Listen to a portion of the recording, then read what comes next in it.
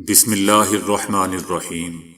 السلام علیکم دوستو، دنیا بھر کی خبروں میں آج آپ سنیں گے، لیکن اس سے پہلے اگر ہو سکے تو لائک اور سبسکرائب کا بٹن ضرور دبا لیں۔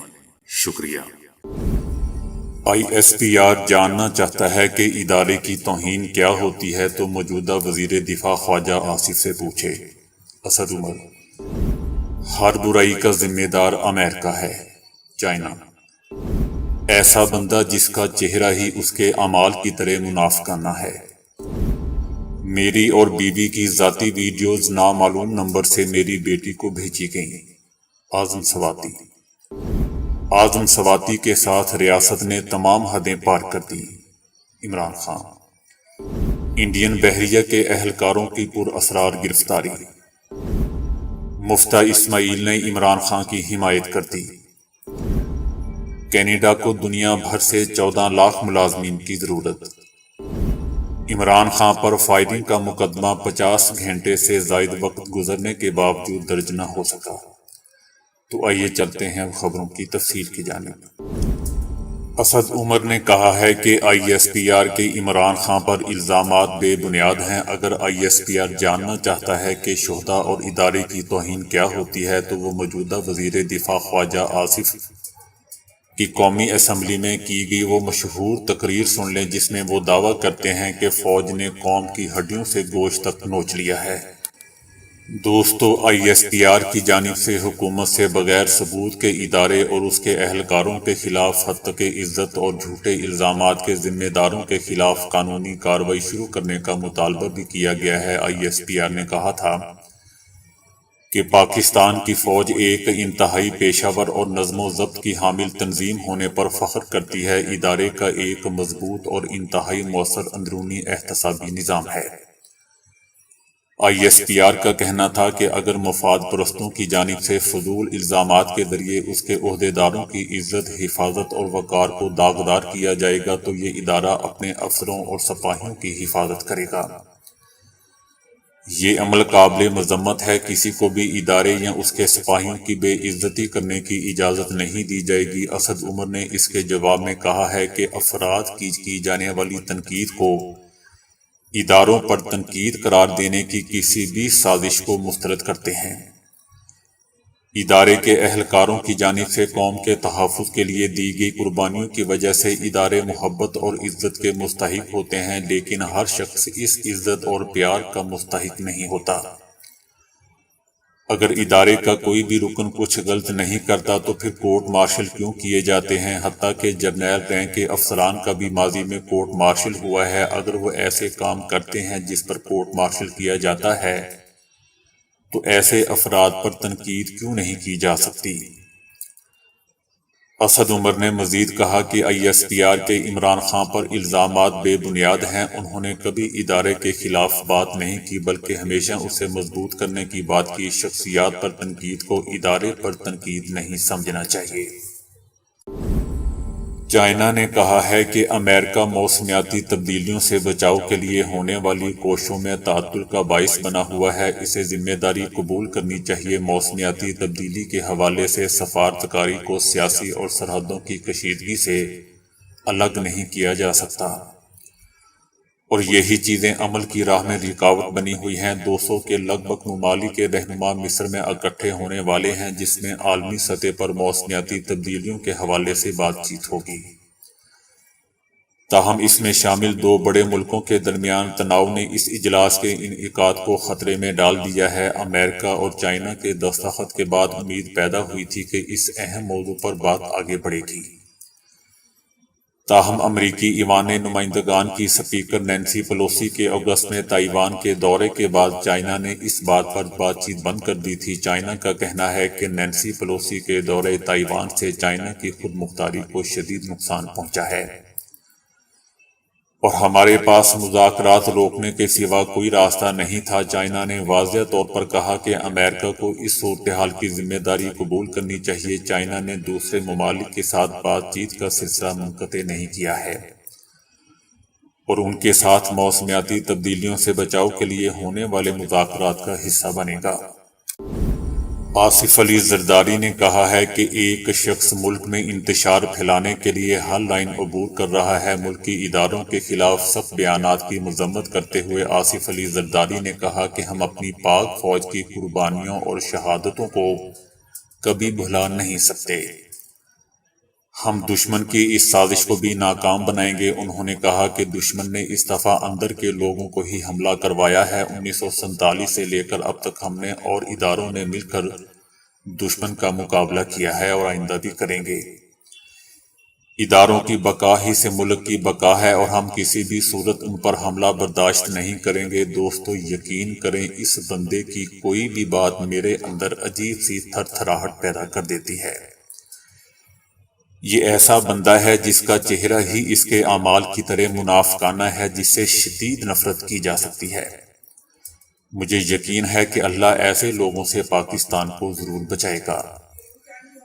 بہرحال آصف علی زرداری نے کہا کہ اس شخص کو صرف اقتدار اور اقتدار کے سوا کچھ نظر نہیں آتا۔ اس شخص کو ملک کی سالمیت کی فکر ہے، نہ ملک کے اداروں کی۔ ایک شخص ملک میں انتشار پھیلانے کے لیے ہر لائن عبور کر رہا ہے۔ سینیٹر اعظم سواتی نے بتایا ہے کہ ان کی اپنی بیوی کے ساتھ ذاتی ویڈیوز نامعلوم نمبر سے بھیجی گئی ہیں۔ اعظم سواتی لاہور میں پریس کانفرنس کرتے ہوئے پھوٹ پھوٹ کر رو پڑے۔ انہوں نے کہا کہ میری اہلیہ کے ساتھ میری ذاتی ویڈیوز نامعلوم نمبر سے میری بیٹی کو بھیجی گئیں۔ بیٹی نے کہا کہ جب آپ کوئٹہ گئے تھے تو تب یہ ویڈیوز ملی تھیں۔ اعظم سواتی نے پوچھا کہ صادق سنجرانی، تم نے سپریم کورٹ کے لاجز میں میرے قیام کا انتظام کیا تھا اور مجھ سے کہا تھا کہ چونکہ سپریم کورٹ کا کوئی جج اس وقت کوئٹہ میں موجود نہیں تو آپ لاجز میں رہ سکتے ہیں۔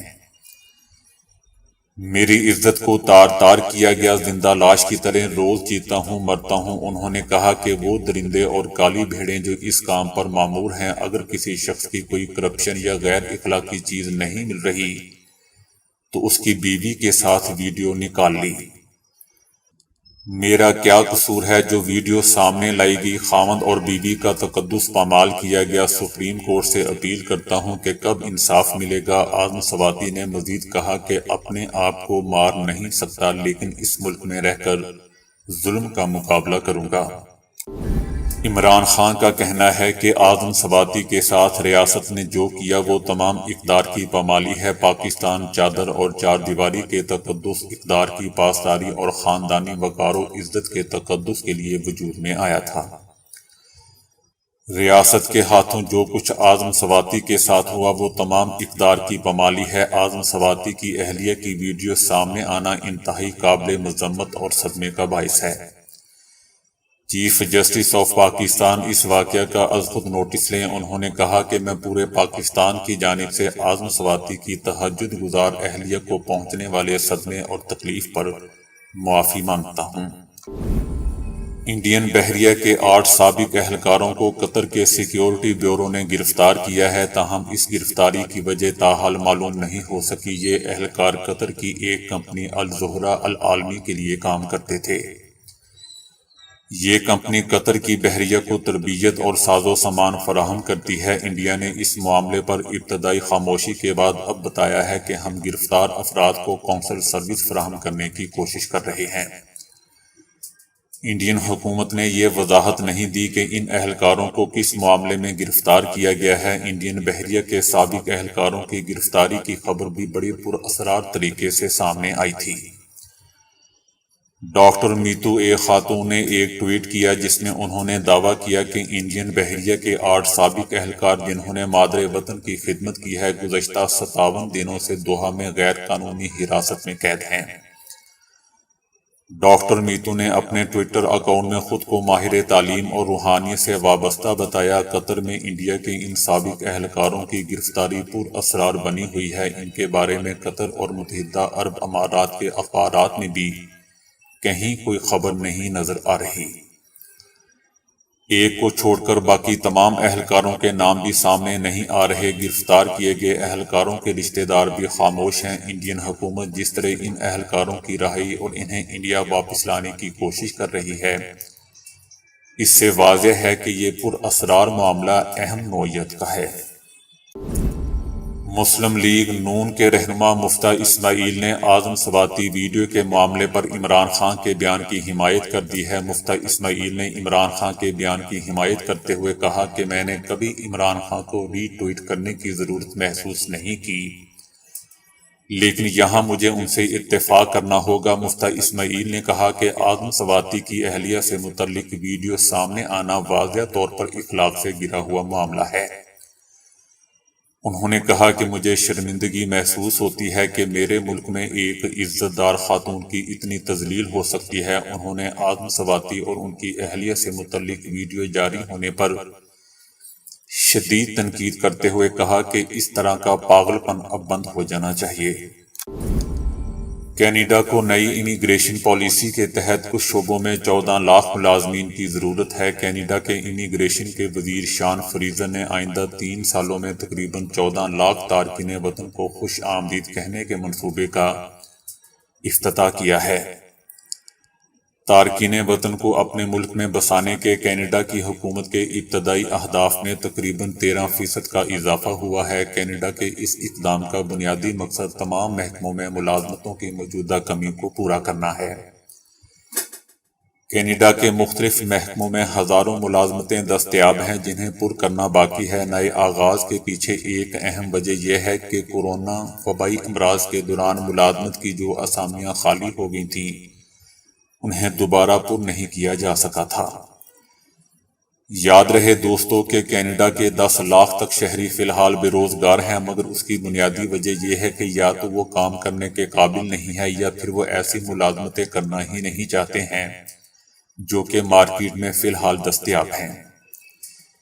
اسی لیے کینیڈا کو باہر سے ملازمین کی ضرورت پڑ گئی ہے۔ اس رجحان کے علاوہ حکومت نے جو اشارہ دیا ہے اس کے مطابق زیادہ سے زیادہ کینیڈین شہری اپنی ملازمتوں سے سرخدوش ہو رہے ہیں، جس سے ایک خلا پیدا ہو گیا ہے جسے پر کرنا بھی ضروری ہے۔ لیکن وہ کون لوگ ہیں جن کی کینیڈا کی حکومت تلاش کر رہی ہے؟ صحت کا شعبہ، سافٹ ویئر یا ریسٹوران۔ یہ پہلی بار نہیں ہے کہ کینیڈا نے زیادہ تارکین وطن کو راغب کرنے کے لیے اپنی سرحدیں کھولی ہیں، مگر یہ پہلی بار ہوا ہے کہ اس پیمانے پر ایسا کیا جا رہا ہے۔ شان فریزر نے کہا کہ ہمیں ملک کے تمام خطوں میں تمام شعبوں میں مزید کارکنوں کی ضرورت ہے، قطع نظر اس کے کہ وہ front line health care workers, truck drivers, گھر بنانے والے یا مزدور ہوں یا سافٹ ویئر انجینئر یا پھر ڈاکٹرز۔ عمران خان پر فائرنگ کا مقدمہ 50 گھنٹے سے زائد وقت گزرنے کے باوجود درج نہ ہو سکا۔ وفاقی حکومت سمیت ایک جماعت کے اہم رہنماؤں کو نامزد کرنے کے حوالے سے غور کیا جا رہا ہے، جبکہ مدعی مقدمہ کون ہوگا یہ فیصلہ بھی تاحال نہیں ہو سکا۔ واقعے کے 2 علیحدہ مقدمات درج کروانے کے حوالے سے بھی غور کیا جا رہا ہے۔ ایک مقدمہ مارے جانے والے لواحقین اور دوسرا مقدمہ عمران خان کی مدیت میں درج کروانے کے حوالے سے غور کیا جا رہا ہے۔ اس مقدمے کے اندراج میں ایک اور الجھن سامنے آئی ہے۔ پولیس کا کہنا ہے کہ مقدمہ کہاں اور کون درج کرے گا فیصلہ مشکل ہو گیا ہے۔ ہائی پروفائل کیس میں ہائی آفیسرز کے نام ہونے پر درخواست ابھی وصول نہیں کی۔ قوی امکان ہے کہ مقدمہ ریاست کی مدیت میں درج ہوگا۔ اگر سی ڈی ڈی نے درج نہ کیا تو پولیس عمران خان کی مدیت میں مقدمہ درج کرے گی۔ پولیس کا کہنا ہے کہ پولیس کو دی گئی درخواست پر فیصلہ اعلیٰ افسران کریں گے۔ سائنسدانوں نے ایک دلچسپ تحقیق میں انکشاف کیا ہے کہ ہمارے کائناتی پڑوس میں کم از کم 1004 ممکنہ سیارے ایسے ہیں جہاں خلائی مخلوقات موجود ہو سکتی ہیں، اور جو شاید خاموشی سے ہمیں دیکھ بھی رہی ہوں۔ اس مقصد کے لیے انہوں نے ناسا کے TESS کے مشاہدات سے فائدہ حاصل کیا۔ یہ مشن TESS بطور خاص دوسرے ستاروں کے گرد چکر لگاتے ہوئے سیارے ڈھونڈنے کے لیے ہی خلا میں بھیجا گیا تھا۔ پچھلے 2 سال میں یہ مشن 74% آسمان کا مشاہدہ مکمل کر چکا ہے۔ اب تک دوسرے ستاروں کے گرد چکر لگاتے ہوئے ہزاروں سیارے دریافت کر چکا ہے۔ اگر ہمارے نظام شمسی سے باہر کسی دوسرے سیارے پر ہماری جیسی ذہین اور ہم جتنی یا ہم سے کچھ زیادہ ترقی یافتہ خلائی مخلوق موجود ہوئی تو کیا وہ ہمیں دیکھ پائے گی یا نہیں؟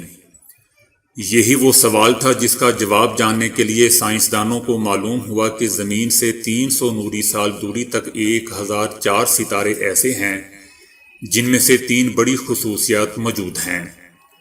وہ سب کے سب ہمارے سورج جیسے ستارے ہیں۔ وہ ہمارے نظام شمسی کی بالکل سیدھ میں ہے اور ان کے ارد گرد متوقع سیاروں پر زمین سے ملتا جلتا ماحول موجود ہو سکتا ہے۔ ان تینوں خصوصیات کی بنیاد پر ماہرین نے اندازہ لگایا ہے کہ شاید ان ستاروں کے گرد موجود سیاروں پر زندگی نہ صرف وجود میں آ چکی ہو بلکہ بہت ممکن ہے کہ ارتقائی منازل طے کرنے کے بعد ہماری جتنی ذہین اور ترقی یافتہ بھی ہو چکی ہو۔ سائنسدانوں کا کہنا ہے کہ اگر ایسا ہے تو پھر جس طرح ہم دوسرے سیارے تلاش کر رہے ہیں ٹھیک اسی طرح وہ بھی شاید ہمیں تلاش کر چکے ہوں، اور ہو سکتا ہے کہ وہ ہم پر مسلسل نظر بھی رکھے ہوئے ہوں۔ سوئی کے خوف سے ویکسین سے بھاگنے والے لوگ اب مطمئن ہو جائیں کہ ایک روبوٹ انہیں سوئی کی تکلیف کے بغیر ویکسین لگا سکتا ہے۔ اس روبوٹ کا نام کوبی رکھا گیا ہے جسے کینیڈا کی یونیورسٹی آف واٹرلو کے سائنسدانوں نے تیار کیا ہے، جو بہت تیزی سے لوگوں کو ویکسین لگاتا ہے۔ پہلے سے رجسٹر شدہ افراد کسی ایسے کلینک پر جاتے ہیں جہاں یہ روبوٹ موجود ہوتا ہے۔ ویکسین لگوانے کے لیے روبوٹ کیمرے کے 3D سینسر مریض کی شناختی علامت کو پڑھتے ہیں۔ اس تصدیق کے بعد روبوٹ بازو اندر بھری ویکسین سے ایک خوراک کھینچتا ہے، پھر وہ مریض کے بازو کو دیکھ کر 3D نقشہ بناتے ہیں۔ اس دوران مصنوعی ذہانت AI والا سافٹ ویئر ویکسین لگانے کی مناسب ترین جگہ کی شناخت کرتا ہے۔ اس کے بعد روبوٹ کا بازو انسانی جلد سے تھوڑا سا مس ہوتا ہے اور بال سے بھی باریک سوراخ کے ذریعے ویکسین کو ایک پریشر سے اندر داخل کر دیتا ہے۔ یہ روبوٹ بہت تیزی سے انسانوں کی بڑی تعداد کو ویکسین لگاتے ہیں۔ خدا نے اناج میں ایسی قوت اور صحت بخش اجزاء شامل کیے ہیں کہ انسان کو عام اور سستی غذاؤں میں طاقت کا خزانہ مل جاتا ہے۔ باجرہ ایک ایسا اناج ہے جو بدن کو بھرپور غذائیت دینے کے ساتھ ساتھ جسم کی چربی کو کم کرنے اور اعصاب کو طاقت پہنچانے کا بھی کام کرتا ہے۔ عام طور پر اسے غریبوں کا اناج کہا جاتا ہے۔ خشک علاقوں کا مزدور طبقہ باجرے کی روٹی کھا کر 15 سے 16 گھنٹے تک محنت کرتا ہے اور تھکن محسوس نہیں کرتا۔ ماہرین یہ مشورہ دیتے رہتے ہیں کہ باجرہ کو گڑ، شکر، گھی یا دیگر کھانے کے تیلوں میں ملا کر کھانے سے کمر مضبوط، خون عمدہ، ہاضمہ درست رہتا ہے اور پیٹ کی چربی بھی نہیں بنتی۔ حکیم بکرات نے چنے کو پھیپھڑوں کے لیے نہایت ہی مفید قرار دیا ہے۔ خارش اور جلد کی رطوبت کی بیماریوں میں یہ نہایت ہی فائدہ مند ہے۔ بھیگے ہوئے چنے خوب اچھی طرح چبا کر استعمال کرنے سے وزن بڑھتا ہے۔ یہ خون کو صاف کرتا ہے۔ جن جانوروں کی غذا میں چنا شامل ہوتا ہے وہ اچھا دودھ اور بہتر گوشت مہیا کرتے ہیں۔ اس میں موجود نائٹروجن اور ہائیڈروجن کاربن کی خفیف مقدار جانوروں میں چربی پیدا کر کے جسم کی قوت اور حرارت مہیا کرتی ہے۔ یورپ اور دیگر مغربی اور ایشیائی ممالک میں اسے گوشت کا بہترین نعم البدل سمجھا جاتا ہے۔ چنے میں موجود وٹامن B دل کی کارکردگی بڑھاتا ہے، دماغ، جگر، دانتوں اور ہڈیوں کے لیے مفید ہے اور اعصاب، گردہ ہاضمہ کے عمل میں مددگار ہے۔ وٹامن B تمام تازہ اناجوں کے چھلکوں اور بیجوں میں بکثرت پایا جاتا ہے۔ چنے کو چھلکوں سمیت استعمال کرنے سے امراض گردہ اور پتھری بننے کے عمل سے نجات مل سکتی ہے۔ مکئی جو پاکستان میں سردیوں کے موسم میں عام طور پر پیدا ہوتی ہے، کوئلوں پر بھون کر کھائی جاتی ہے جو نہایت ہی لذیذ اور بھوک کو تسکین دیتی ہے۔ لیکن یہ کالی مرچ، نمک، لیموں کے بغیر کھانے سے ذرا دیر میں ہضم ہوتی ہے۔ اس کی روٹی خون کو صاف رکھتی ہے۔ اگر یہ 6 ماہ مسلسل کھائی جائے تو پرانے جذام کا مریض تندرست ہو جاتا ہے۔ عام طور پر اس کا آٹا انسانی جسم کے تمام اعضاء کے لیے مفید نہیں ہے۔ قدیم زمانے سے جو کا استعمال بطور علاج اور قوت بخش غذا میں ہوتا چلا آ رہا ہے۔ زمانہ قدیم کے یونانی کھیلوں اور زور آوری کے مقابلوں کی تیاری کے سلسلے میں کھلاڑیوں اور پہلوانوں کو زور آور بنانے کے لیے ان کی خوراک میں جو کو ایک ضروری جز کے طور پر شامل کیا جاتا تھا۔ جو میں جسم کو توانائی بخش والے اجزاء کی خاصی مقدار پائی جاتی ہے، اس میں 80% نشاستہ لحمیات اور فاسفورس کی بڑی مقدار موجود ہوتی ہے۔ مغربی ممالک کے اکثر گھرانوں میں بچوں کو دودھ کے ساتھ جو ملا کر دیا جاتا ہے، اس طرح بچوں کو اضافی غذائیت کے ساتھ ساتھ توانائی بھی مہیا ہوتی ہے اور وہ پیٹ کے درد سے بھی محفوظ رہتے ہیں، دودھ کو بھی آسانی سے ہضم کر لیتے ہیں۔ جو کے متعلق کہا جاتا ہے کہ وہ 100 بیماریوں کو دور کرتا ہے، بلڈ پریشر کو فائدہ پہنچاتا ہے، حدت کو کم کرتا ہے، پیاس بجھاتا ہے، جوڑوں کے درد کو فائدہ پہنچاتا ہے۔ اس کے علاوہ جسم میں زہریلے مادوں کو خارج کر کے جلد کو نکھارتا ہے۔ احادیث نبوی سے ثابت ہوتا ہے کہ حضور صلی اللہ علیہ وآلہ وسلم کی مرغوب غذاؤں میں جو بھی شامل ہے۔ آپ صلی اللہ علیہ وآلہ وسلم نہ صرف جو کو روٹی، دلیے اور ستو کے طور پر استعمال فرماتے تھے، بلکہ بطور علاج بھی جو کے استعمال کا مشورہ دیا کرتے تھے۔ ایک روایت کے مطابق اہل خانہ میں سے جب کوئی بیمار پڑتا تھا، آپ اس کو جو کا دلیہ کھلانے کا حکم دیتے تھے اور فرماتے تھے کہ جو کا استعمال غم اور کمزوری کو اس طرح نکال پھینکتا ہے جس طرح تم میں سے کوئی اپنے چہرے کو پانی سے دھو کر میل کچیل صاف کر دیتا ہے۔ جدید تحقیقات تجربات سے یہ بات ثابت ہو گئی ہے کہ بیماریوں کے لیے حضور صلی اللہ علیہ وسلم کا تجویز کردہ جو کا دلیہ، ستو یا روٹی وغیرہ معدہ، آنتوں اور السر کے مریضوں کے لیے انتہائی مفید ہے۔ دوستو، یہ تھا چند اناج کا ذکر جو اپنے اندر قوت کے خزانے سمیٹے ہوئے ہے اور جنہیں ہم معمولی اور سستے جان کر نظر انداز کر دیتے ہیں، حالانکہ یہ ہماری جسمانی صحت کے لیے ٹونک کا درجہ رکھتے ہیں۔ انہیں اپنی روزمرہ کی غذا میں شامل رکھیں اور صحت مند رہیے۔ تو دوستو، ابھی کے لیے اتنا ہی۔ ویڈیو کو لائک اور شیئر کرنے کا بہت بہت شکریہ۔